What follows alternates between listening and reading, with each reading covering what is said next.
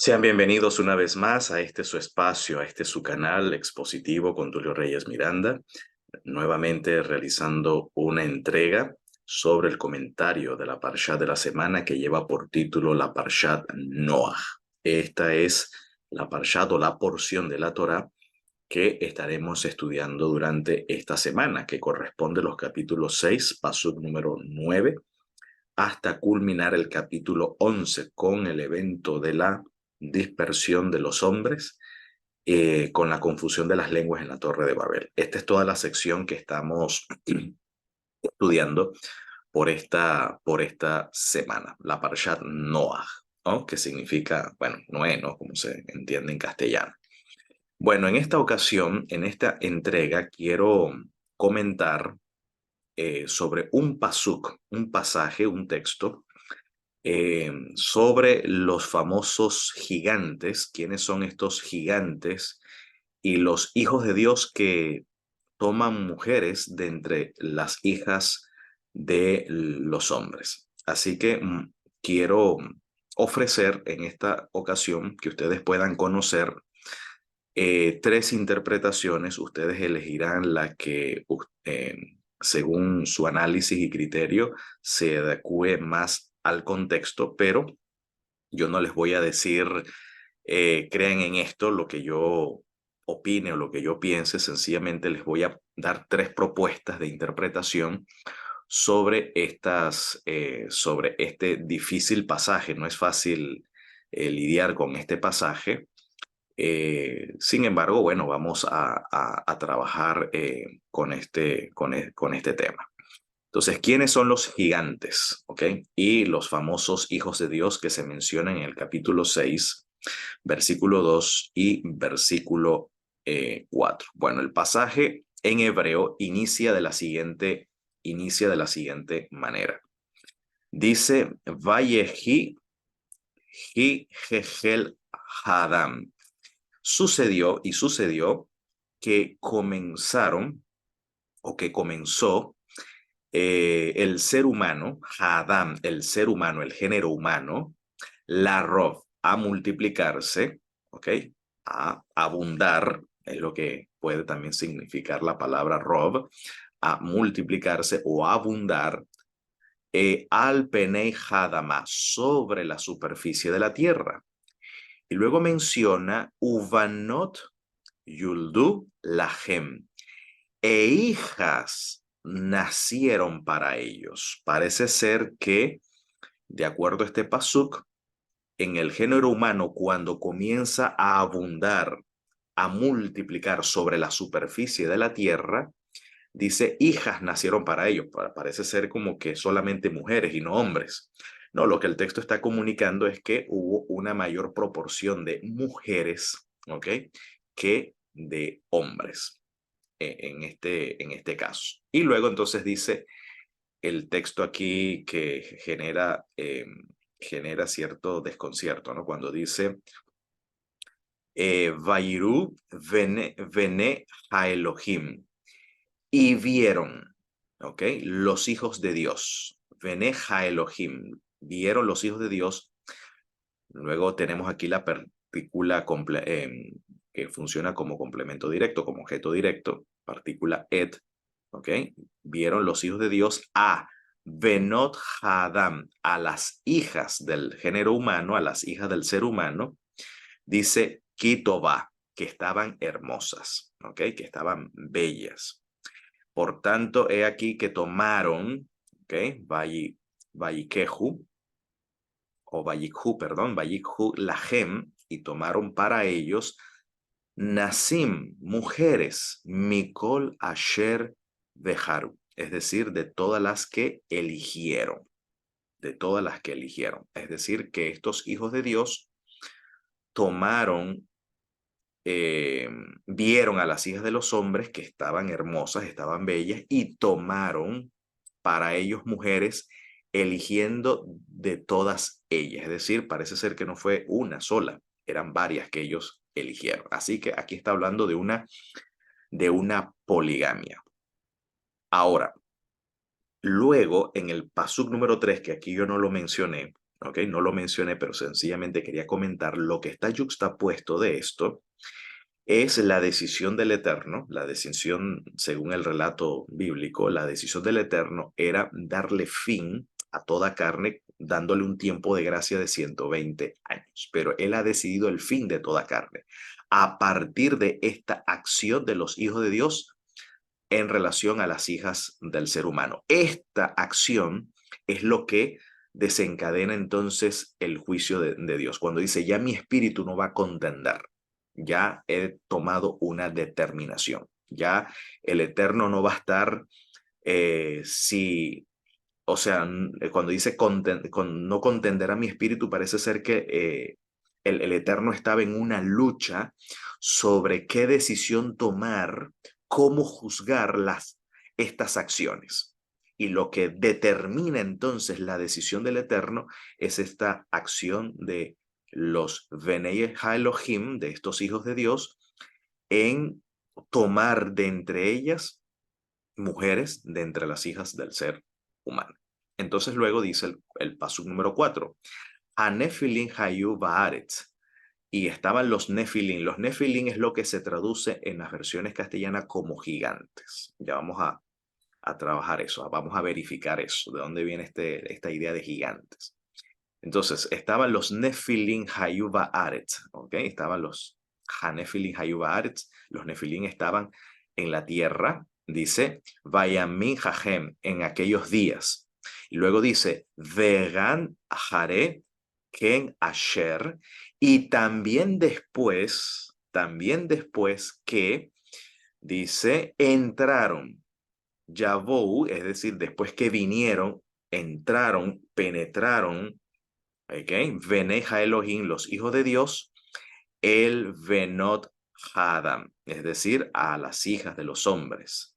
Y nacieron, y dice aquí, Ve Yaldu, y nacieron o parieron, dice la gem, para ellos, para estos hijos de Dios. ¿Okay? Para estos hijos de Dios. Había Nefilim en la tierra y después que los hijos de Dios eh, entraron a las hijas de los hombres, parieron para ellos. Dice luego, estos son los mismos, los Hagiborim, estos son los poderosos, los valientes, los héroes que desde la antigüedad, Asher Meolam, dice Anshe Hashem, es decir, que desde la antigüedad eran varones u hombres de fama, de renombre, hombre de fama o de renombre.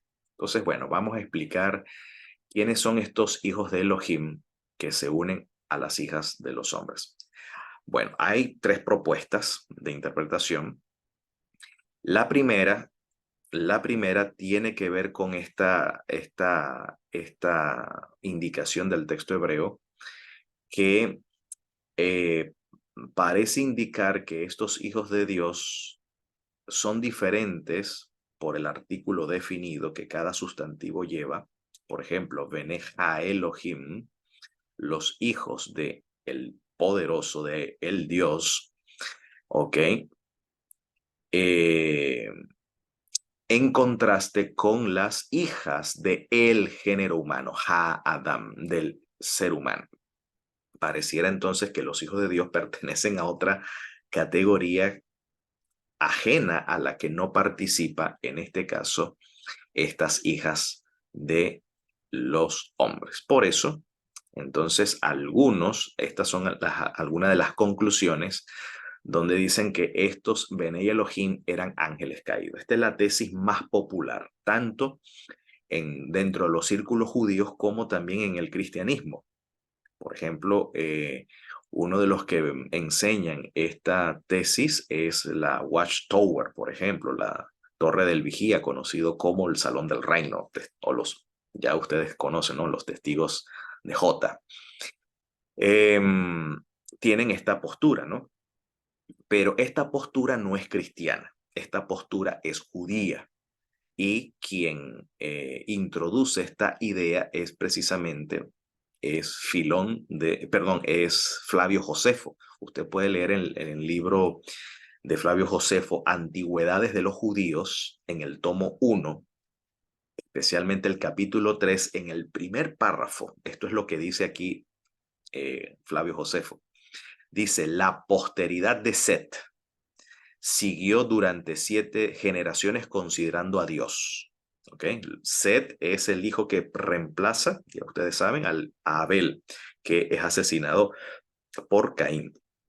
Entonces, la posteridad de Set siguió durante 7 generaciones considerando a Dios como Señor del universo y observando una conducta virtuosa. Esto lo dice Flavio Josefo. Pero con el tiempo se corrompieron, abandonaron las prácticas de sus antepasados y no cumplieron con las honras señaladas para ser rendidas a Dios, ni se preocuparon de ser justos con los hombres. El mismo celo que antes demostraban para ser virtuosos, lo demostraban ahora doblemente para ser perversos y se acarrearon la enemistad de Dios. Dice luego, muchos ángeles de Dios convivieron con mujeres y engendraron hijos injuriosos que despreciaban el bien, confiados en sus propias fuerzas, porque según la tradición, estos hombres cometían actos, noten, actos similares, noten ahora, a los que de aquellos que los griegos llaman gigantes. Es decir, lo que los griegos llaman gigantes eran los famosos semidioses de la mitología, como por ejemplo Hércules. Hércules, ¿ok? Es un gigans. ¿Por qué? Porque es un semidios, es un hijo de Zeus con una humana, ¿ok? Según la mitología. Entonces aquí Flavio Josefo identifica a los Nefilim con aquellos que los griegos llaman gigantes, porque era una amalgama, o sea, era una especie diferente de seres no de este mundo, con seres extraterrestres llamados ángeles, ¿ok? En este caso, con el género humano. Y produjo estos hombres fenomenales con habilidades, con fuerzas descomunales, con fuerzas estupendas, pero también con hechos muy, muy crueles. Entonces, esto es según Flavio Josefo. También el libro de los jubileos, en la capítulo 5, pasuk número 1, ¿ok? En la página número 10, para ser exacto, del libro de los jubileos, dice, cuando los hijos de los hombres comenzaron a multiplicarse sobre la faz de la tierra y tuvieron hijas, dice, vieron los ángeles del Señor en un año de este jubileo que eran hermosas de aspecto.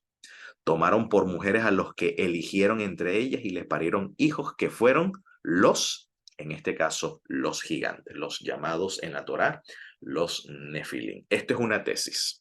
¿Okay? Esta es una interpretación y esta es la más común, la más extendida, la más generalizada.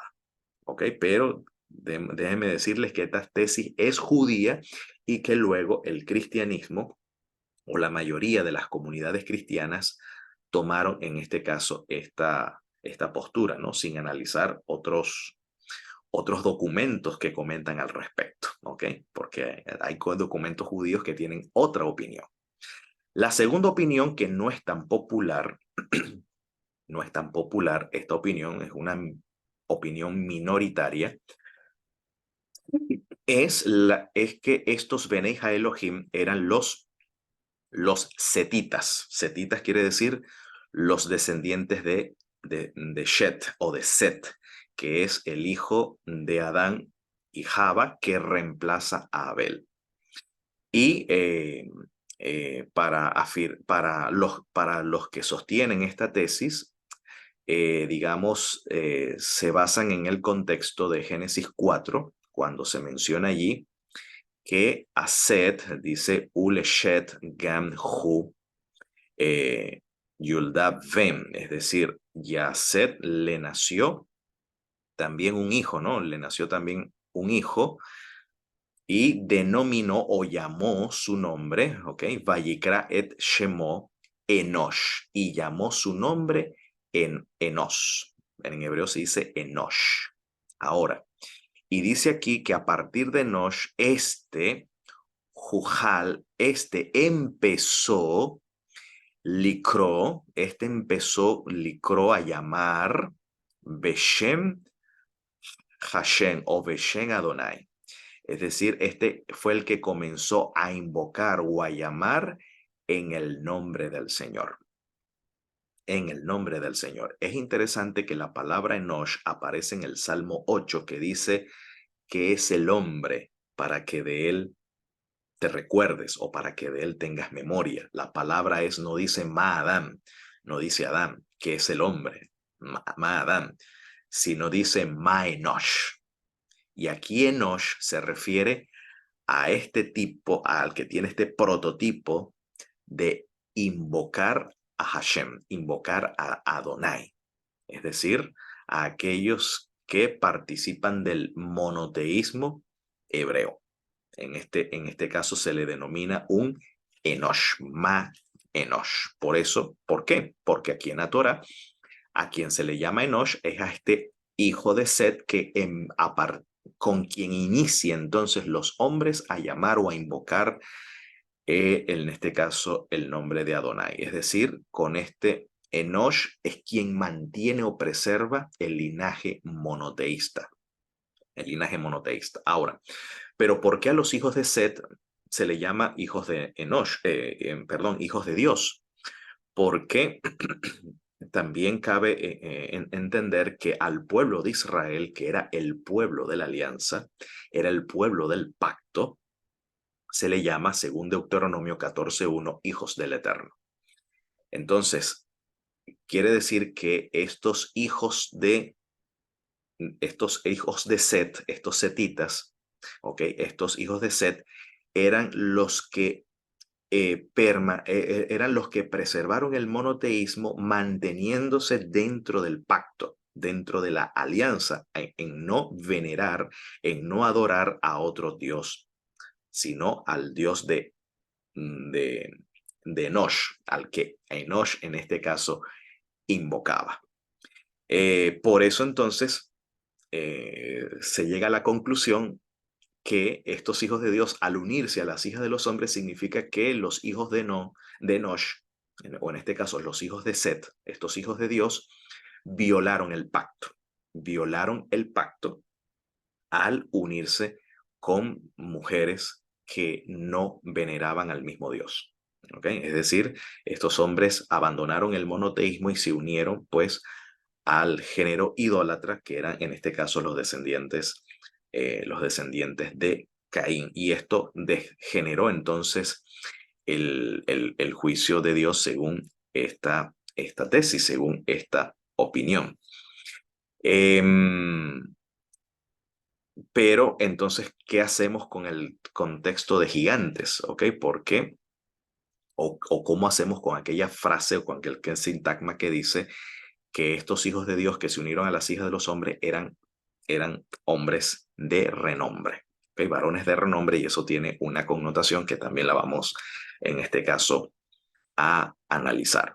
Pero entonces está esta tesis. Por otro lado, también en el mismo libro de Génesis, en el capítulo 6, se menciona el pacto.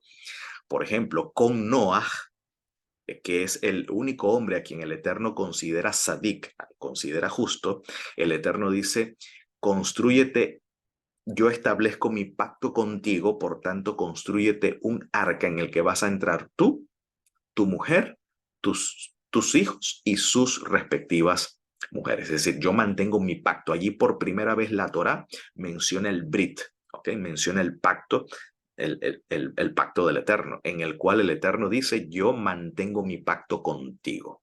Parece ser que los demás abandonaron el pacto, entonces el Eterno entonces mantiene su pacto con Noah. Entonces, esta es la segunda tesis. No es muy común, pero también está en este caso latente. ¿Ok?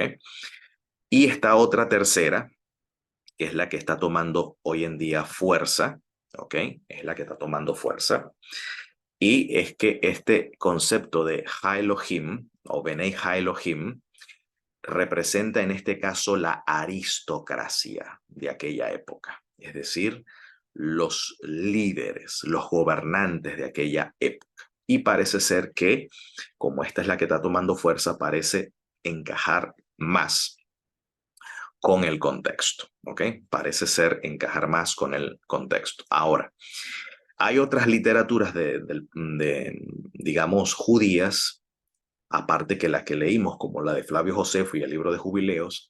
Hay otras literaturas judías que nos brindan, por ejemplo, otra información que difiere de la primera tesis que ya mencionamos. ¿Ok? En este caso, permítanme citar el Midrash Bereshit Rabbah del capítulo 26, pasuk número 5, donde el Targum Onkelos, déjenme decirles que el Targum es la traducción oficial del pueblo judío para traducir la Torá. No es la Septuaginta, no es la versión griega de los 70, es el Targum. Es decir, cuando los rabinos se encuentran contra ciertas expresiones difíciles en el texto hebreo, recurren al Targum para ver cómo el Targum los ha traducido o cómo los ha interpretado. En este caso, el término Benei Elohim en el Targum Onkelos los llama hijos de los nobles y de los jueces. Es decir, esta gente eran jueces, eran gobernantes, eran nobles. Es decir, era un grupo que pertenece a la aristocracia.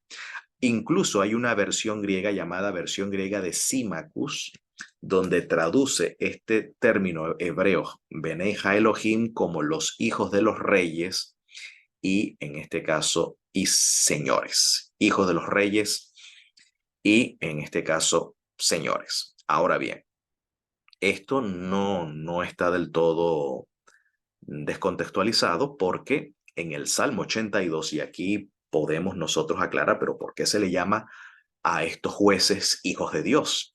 ¿Ok? No, podemos nosotros justificarlo en las escrituras.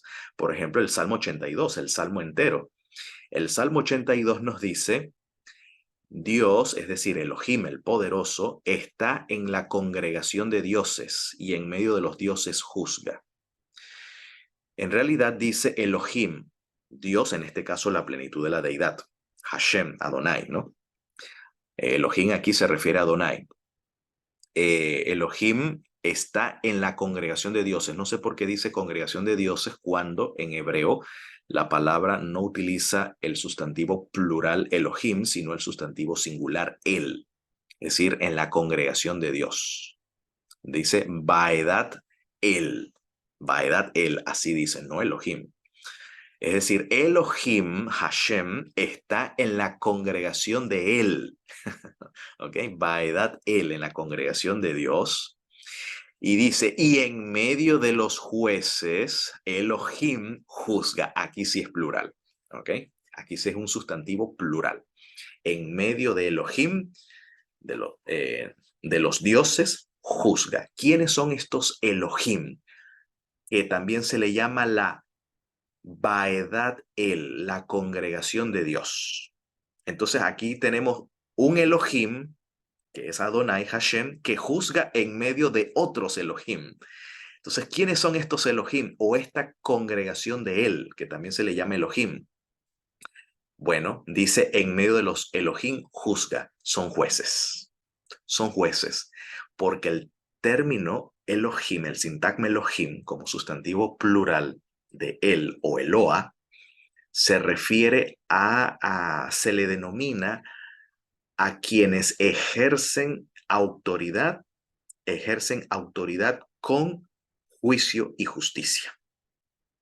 Es decir, puede ser en este caso cuando la deidad juzga con juicio y justicia, se le llama Elohim.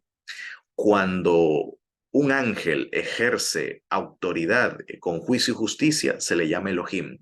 Cuando un ser humano, llámese un rey, un príncipe, un sacerdote, un profeta, ¿ok? Incluso el Mesías, cuando juzga con juicio y justicia, se le denomina Elohim. Es un título que incluso comparten los hombres. Así que una autoridad política o religiosa es un Elohim.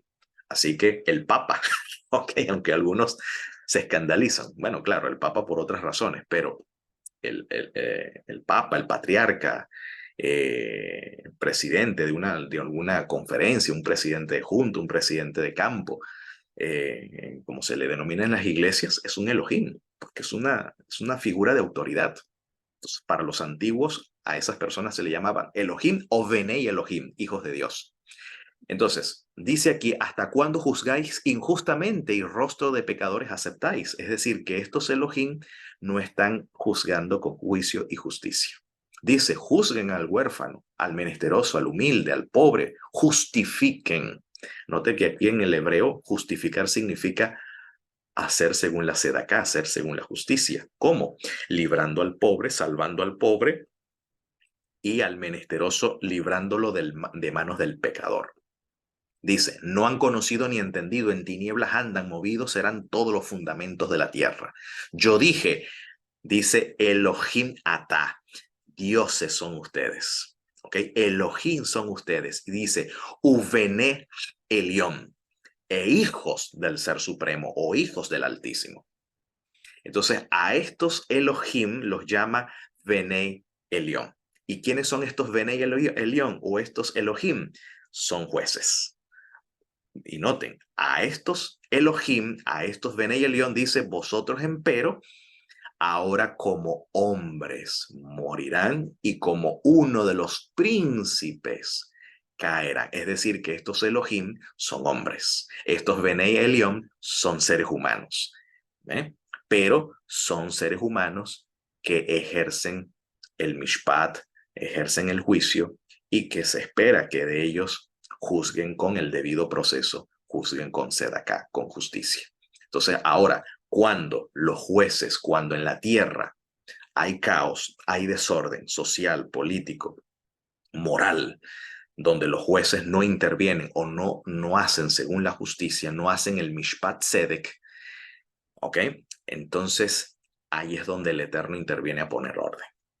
Ahí es donde el Eterno viene a poner en orden las cosas. Por eso dice, levántate, Elohim, juzga la tierra, pues tú heredarás en todas las gentes. Cuando los jueces fallan, los magistrados fallan, cuando las autoridades no ejercen juicio y justicia, el Eterno entonces interviene a traer, en este caso, orden. Y esto, al parecer, es lo que más se adecua al contexto, ¿ok? Al contexto allí en Génesis capítulo 6. Quiere decir que estos hijos de Dios, según el libro de Yashar, ahora vamos a complementar el libro de Yazar. Noten ahora el libro de Yazar cómo interpreta Génesis capítulo 6, verso 2 al 4. Miren, cuando dice el texto que toda la tierra se corrompió, ¿ok? Porque el pensamiento de los seres humanos de aquella época era de continuo solamente el mal todo el día, ¿ok? Y toda la tierra se corrompió y la tierra se llenó de violencia. El libro de Yazar, en el capítulo 4, verso 17 al 18, nos dice, y cada hombre en los días de Noé, cada hombre se hizo para sí un Elohim. Eso es lo que significa se corrompió. De hecho, la palabra hebrea que se traduce como corromper aparece en el capítulo 32 de Éxodo y está asociada a la idolatría. Cuando el pueblo de Israel y la multitud abigarrada, la multitud mixta o la gran multitud mixta, adoró al becerro de oro. Dice el Eterno, ellos se corrompieron, se apartaron del camino de Hashem y se hicieron corruptos. ¿Okay? La misma palabra es la que aparece en Génesis 6 y está asociada a la idolatría. Entonces cada hombre se hizo para sí un Elohim, un ídolo. Y ellos, además, dice, ellos robaron y saquearon cada hombre a su vecino. Esa es la violencia. La palabra hebrea para violencia es jamás. Jamás significa arrebatar por la fuerza. Otras versiones te dicen, la tierra se llenó de robos, de saqueos, ¿ok? Y aquí está, eso es lo que está hablando. Ellos robaron, saquearon cada hombre a su vecino, como también a sus parientes, incluso no tenían respeto ni por la familia, y ellos corrompieron la tierra, y la tierra estaba llena de actos violentos, o sea, arrebataban por la fuerza. Ahora va a explicar referente a los Benei Elohim que tomaron de las hijas de los hombres, ¿ok? Mujeres para sí, eligiendo entre todas. Dice, y sus jueces y regidores o gobernadores, y aquí hay entre corchetes, en el libro de Enoc llama a estos jueces y regidores los vigilantes, que son ángeles. En el libro de Enoc son ángeles, pero en el libro de Yazar no es la opinión del libro de Yazar. En el libro de Yazar dice, habla de seres humanos que ejercían la función de jueces y regidores o gobernadores y fueron a las hijas de los hombres y tomaron las esposas de sus respectivos esposos. Es decir, que estas mujeres estaban por lo menos prometidas en casamiento y ellos, estos jueces que debían defender el juicio, es decir, defender el derecho, el debido proceso y la justicia, también se corrompieron, se entregaron a actos corruptos como la poligamia. No solamente tomar a una mujer que de paso estaba prometida o casada, sino que incluso no era una, eran varias también. Por eso dice, fueron a las hijas de los hombres y tomaron las esposas de sus esposos por la fuerza, de acuerdo a su escogencia, y los hijos de los hombres en esos días tomaron, es decir, los hijos de estos regidores, de estos jueces que la Torah llama Nefilim, ¿ok? Estos Nefilim, que eran los hijos de estos hombres, de estos jueces y regidores, en esos días tomaron de las reses de la tierra, es decir, estos Nefilim imitaron la conducta de sus padres. ¿Ok? Los hijos de los hombres en esos días tomaron de las reses, es decir, los que comenzaron a dar el mal ejemplo en la tierra eran los Benei Elohim. Los Benei Elohim eran los pioneros de la anarquía, del abuso de poder, ¿ok? De toda injusticia y de todo crimen y de todo delito. Los jueces y regidores, ¿ok? Esto es lo que pasó. Entonces, ellos fueron los que iniciaron la corrupción y, por supuesto, imagínense, si los líderes están corruptos, ¿qué quedará del pueblo? Entonces, el pueblo, pues, hacía y deshacía. Entonces dice aquí, los hijos de los hombres en esos días tomaron de las reses de la tierra, las bestias del campo, las aves del aire, y enseñaron incluso la mezcla de animales de una especie con la otra para así provocar al Señor. Y el Todopoderoso vio que la tierra estaba enteramente corrompida, porque toda carne había corrompido sus caminos sobre la tierra, todos los hombres y todos, en este caso, los animales. ¿Ok? Entonces, ahí está esta explicación que los Benei Elohim, al parecer, parece ser, eran los jueces, los regidores, gobernantes, la aristocracia de aquella época. Ahora, ¿qué significa la palabra Nefilim que se traduce como gigante? Resulta ser que la palabra Nefilim compararon estos hechos de estos Nefilim, estas acciones de estos Nefilim, con los hechos de los dioses o de los semidioses, de los gigantes, de los gigants de la mitología griega. ¿Ok? Y compararon por los hechos similares a estos hombres. Por eso que la palabra Nefilim se tradujo a la Septuaginta como gigantes y llegaron a ser conocidos como los famosos gigantes, hombres descomunales de estatura, pero también hombres muy fieros en sus respectivos hechos. Sin embargo, la palabra Nefilim viene de la raíz infinitiva hebrea nafol, que significa caer. Por lo tanto, los Nefilim son los caídos o los que hacen también caer en su estructura. Si uno analiza la palabra nifil, que en su estructura jifil, causativa jifil, significa los que hacen caer. Es decir, los Nefilim se le llaman los caídos del mundo en el sentido que perecieron, pero también derribaron al mundo en el sentido de que fueron sus hechos, sus pecados, los que provocaron la destrucción del mundo. Y en eso sí tiene razón el Midrash Bereshit Rabbah 26:7, porque a partir de que nacen de los hijos de Dios en unión con las hijas de los hombres, estos hijos, estos poderosos, estos Nefilim, inmediatamente está yuxtapuesto en el pasuk número 3, el Eterno ya no decidió no contender más, ya no hubo más una lucha en el espíritu del Eterno, sino que tomó la decisión de darle fin, ¿ok? En este caso a esa generación, dándole un tiempo de gracia de 120 años para que Noah pueda construir arca, y llamar a Noah al mismo tiempo como un naví, como un portador, como un vocero del Todopoderoso, en amonestar a aquella generación en que se vuelva. ¿Okay? Así que Noé se convierte en un pregonero de justicia que proclama o predica la Teshuvah.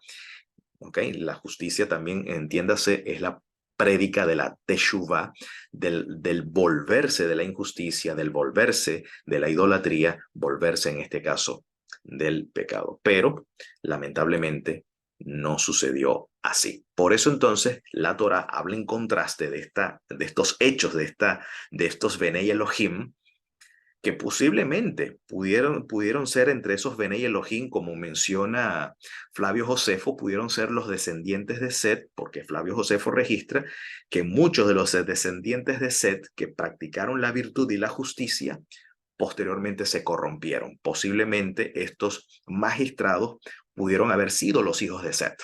¿Ok? No está, aunque no tenemos una literatura, aunque sí hay una literatura que es la literatura adventista de Elena White, hasta que yo sepa es la única que hace esa conexión, pero dentro de la literatura judía no hay esa conexión de los hijos de Set con los Benei Elohim.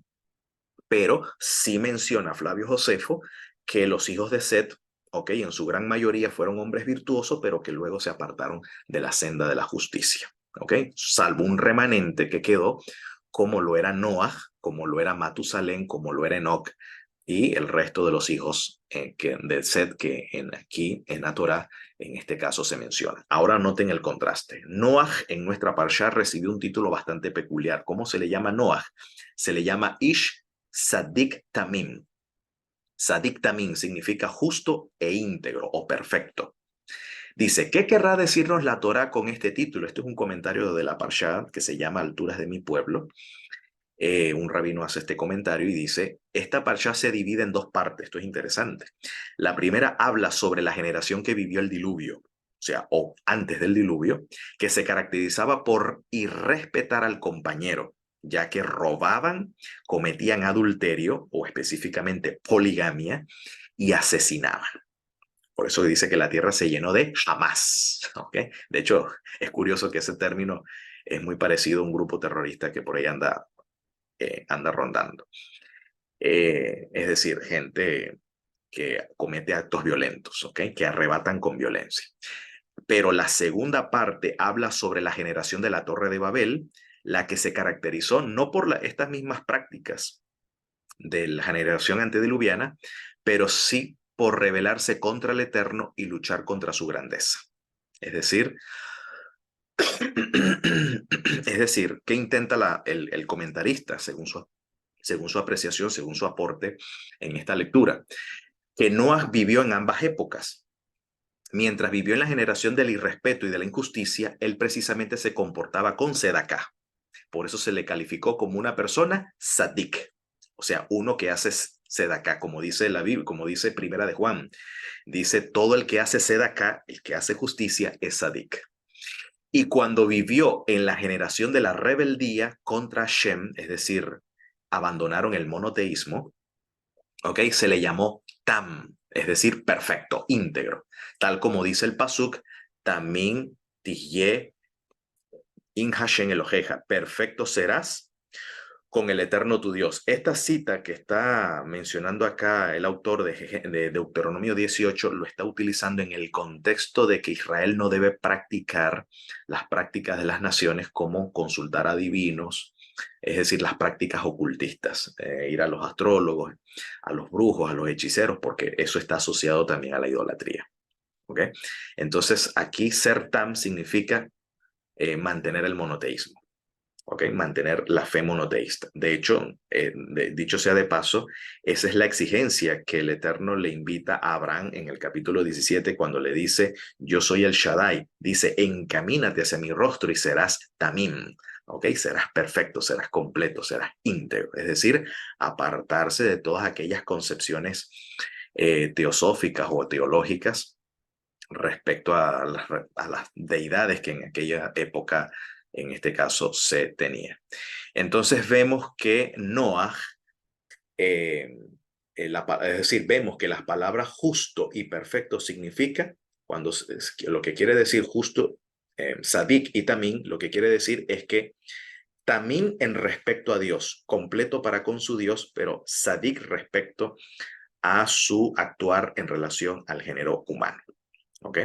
Por eso dice también el Salmo 119.1, felicidades para los temimim haderek, los de completo, los de perfecto, íntegro camino, los que andan según la instrucción, según la Torah de Hashem, según la Torah del Eterno. Es decir, los temimim son los que hacen según, en este caso, la Torah. Y Sadik es quien hace según el Mishpat y según la Sedaká. También aprovecho de explicar la expresión y caminó con Dios Noé. La tradición occidental entiende que caminar con Dios significa, bueno, el acto devocional de mantenerse en oración, ¿ok? Que no era un hombre de oración y mantenía comunión, se apartaba para tener comunión con, con el Eterno, porque también se dice de Enoch que caminó con Dios. Si ustedes leen la Septuaginta te dirá, y agradó a Dios. No dice caminó, sino agradó a Dios. Entonces, la palabra caminó con Dios, que es un verbo reflexivo en es una estructura reflexiva que se le llama hippael, significa que Noah y también Enoch o Hanok determinaron seguir la senda del Eterno. ¿Y cuál es la senda del Eterno? Hacer Mishpat y Sedaká, como aparece allá en Génesis 18, cuando se le dice a Abraham, yo sé que tu descendencia, que tú enseñarás a tu descendencia después de ti, a que guarden el camino del Eterno, haciendo Mishpat y Sedaká. Entonces, cuando una persona guarda el camino de Hashem, el camino del Eterno, el Derek Hashem, haciendo Mishpat y Sedaká, se dice que anda junto al Eterno, porque el Eterno va en esa misma senda. El Eterno actúa, camina en esa senda de Mishpat y Sedaká, y cuando un individuo también camina en esa senda, se dice que camina junto a él. A eso es lo que se refiere. Esto se está hablando en un sentido más pragmático, no tanto de devocional, que no tengo nada en contra de la oración y todo eso, pero no es lo que el texto quiere decir. Eso es una explicación de la teología occidental fuera de contexto. Pero no estoy negando que Noah era un hombre de oración, indudablemente.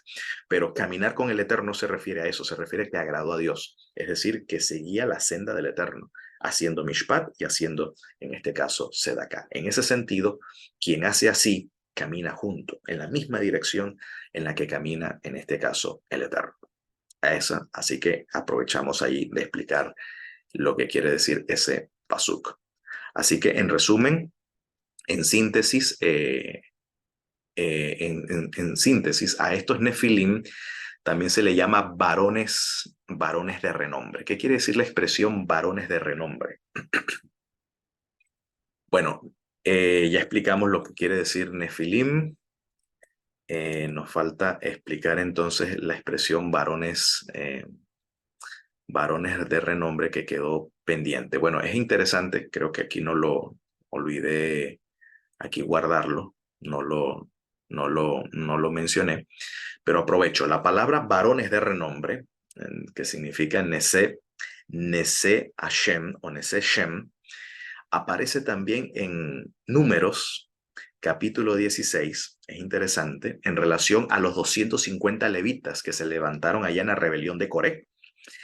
Y a estos 250 hombres se le llama príncipes de la congregación, Nasi Haedat, príncipes de la comunidad. Dice, los hombres del consejo, varones de renombre. Allí con eso remata entonces la expresión varones de renombre, significa príncipes de la comunidad, hombres del consejo. ¿Ok? Así que estos Benei Elohim, que eran, y estos Nefilín, que eran varones de renombre, es porque eran jueces, eran gobernantes, eran regidores.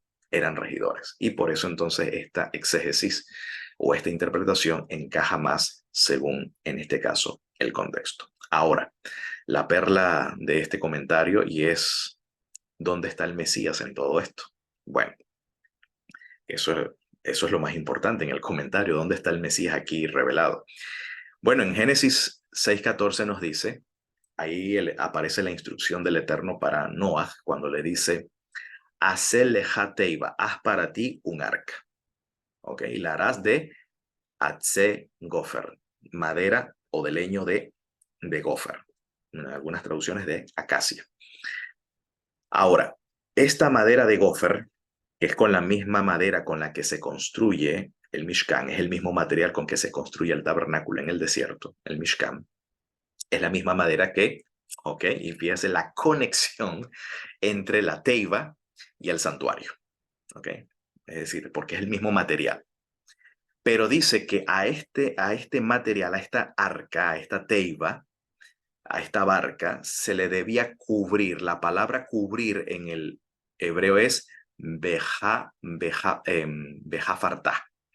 Y cubrirás otá, es decir, y cubrirás a ella mi bait u mi hutz, es decir, por dentro y por fuera, dice bakofer. Miran estos términos. Estos términos están asociados a la idea de cubrir, a la idea de expiación. Tanto la madera como la palabra cubrirás, dice cubrirás por dentro y por fuera con kofer. Kofer no es brea. Utilizan esa palabra, porque aquí es una palabra que tiene un sentido teológico. Es un tecnicismo teológico. Obviamente que algún elemento utilizó, ¿no? A sus hijos para cubrir, ¿ok? Pero aquí el autor está haciendo un juego de palabras porque aquí le quiere dar un sentido teológico, ya que se emplea la misma madera para la teiba y para el santuario. A esta madera se cubre de la misma manera como el santuario cubre los pecados. Esto es interesante. Entonces, bejafartá, ¿ok? Y cubrirás o expiarás por dentro y por fuera, expiarás con kofer. Y kofer significa con expiación. De hecho, la palabra kofer literalmente significa rescate. Kofer es rescate.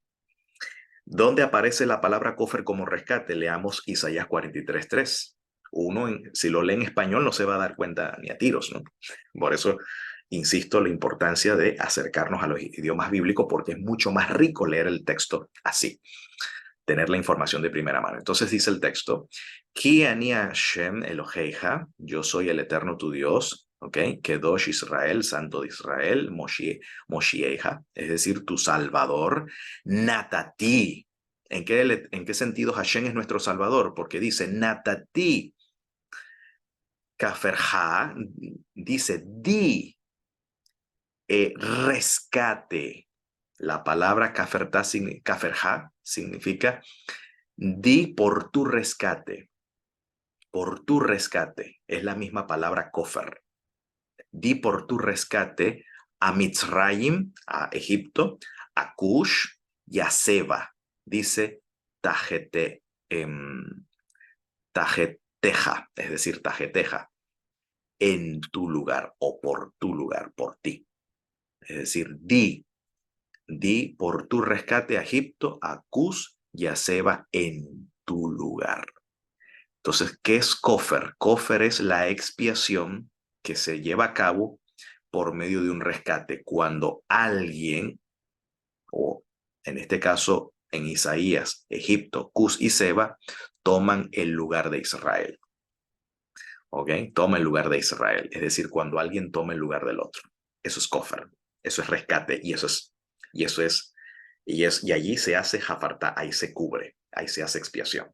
Así que el arca no es una alusión a la iglesia, como algunos ocurrentes se le ocurren por allí cuando predican, ¿no? Que bueno, en el arca todos caben y tú también, ¿no? Entonces, para hacer referirse que esa barca la dirige Dios y esta es la iglesia que ahora milita, representa el arca, todos los que estamos de ella estamos militando, nada que ver. Son disparates que la gente se le ocurre, porque claro, están dependiendo de una traducción. Y la gente hace teología de una traducción, teología folclórica, teología del pueblo, pero no teología bíblica. La teología bíblica se hace del texto original, de las lenguas bíblicas. Entonces, el arca es una alusión a la expiación. Es una alusión a la expiación que solamente 8 se apropiaron de esta oportunidad que el Eterno le estaba, en este caso, concediendo. Y mira la conexión con el Mesías. Primera de Pedro la hace Kefas, capítulo 3, 18 al 22, porque Mashiach, ahí está la alusión. ¿Okay? Ese cofer es una alusión al Mesías, con que se cubre el arca, ese cofer con que se cubre el arca, es la expiación del Mesías. Es una alusión, alegóricamente, es una alusión al Mesías. Dice, porque Mashiach murió, ahí está el cofer, el rescate, por los pecados, una vez por todas, el Sadik por los Reshaim, por los malvados, a fin de llevarlos a ustedes a Dios. Dice, él sufrió la muerte en su cuerpo, ¿ok? Él expió el pecado en su cuerpo, pero el Espíritu hizo que volviera a la vida, lo levantó el Espíritu, y de este modo, por el Espíritu, de este modo fue y predicó a los espíritus encarcelados. ¿Quiénes son los espíritus encarcelados? ¿Por qué Kefas utiliza esta expresión? Porque, bueno, aquí dice que en los tiempos antiguos, en los días de Noé, desobedecieron. Lo que pasa es que la muerte, los que perecieron en el diluvio, la muerte es vista como una prisión de oscuridad. Por eso se le llama a estos hombres espíritus encarcelados. ¿Ok? Espíritus encarcelados, es decir, la muerte, los que perecieron en el diluvio, ¿ok? Los que mueren en el diluvio, o la muerte, para ser más exacto, es una prisión de oscuridad. Entonces, es decir, que este espíritu predicó por medio de Noé a los espíritus encarcelados, los que en tiempos antiguos, en los días de Noé, estaban en desobediencia, cuando Dios esperaba con paciencia mientras se construía el arca, es decir, la expiación del Mesías se predicó y se les otorgó a ellos. Por eso que Noah es llamado pregonero de justicia. ¿Okay? Dice, en ella solo pocas personas, 8 en total, se salvaron mediante el agua, la cual simboliza la tevila, la inmersión que ahora nos salva también a ustedes. Es decir, no que el rito en sí, ojo, aclaramos, el rito del bautismo automáticamente no confiere salvación, sino que la tevila, el rito de inmersión, significa el compromiso, dice, sino en el compromiso de tener o de aspirar a una buena conciencia delante de Dios. Y esta salvación es posible por la resurrección del Mesías Yeshua. ¿Por qué dice esto?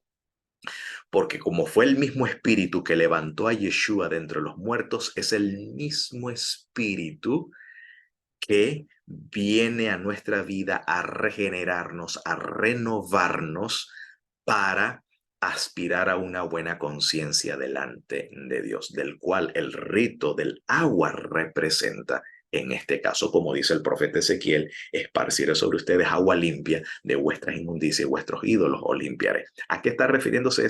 ¿A qué referencia está haciendo esa agua que habla el profeta Ezequiel? Derramaré mi espíritu en ustedes y yo haré que anden en mis preceptos y en mis estatutos para que ustedes me sean por pueblo y yo sea, en este caso, su Dios. Ahí está entonces el Mesías en la Parshat Noah. Quiera pues el Eterno que esta agua de la regeneración y la renovación nos purifique hasta que el Mesías vuelva pronto y en nuestros días y podamos decir amén.